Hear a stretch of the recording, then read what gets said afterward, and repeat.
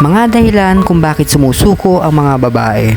Una, alam mo na yung kinagagalit niya pero hindi mo pa din iiwasan. Pangalawa, pinatawad ka na pero umulit ka. Pangatlo, natitiis mo siyang hindi kausapin. Pangapat, umiiyak na siya pero sa'yo wala lang. Panglima, sinisita mo yung pagbabago niya na ikaw ang dahilan.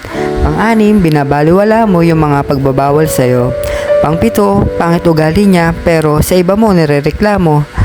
At yung pang-walo, ito yung marami ng makaka-relate. Hanggang pangako na lang yung sinasabi mong pagbabago. Pang-siyam, pinapatawad ka lagi kaya kampante ka na masyado. At yung pang-sampo, hinahayaan mo lang yung problema niyong dalawa.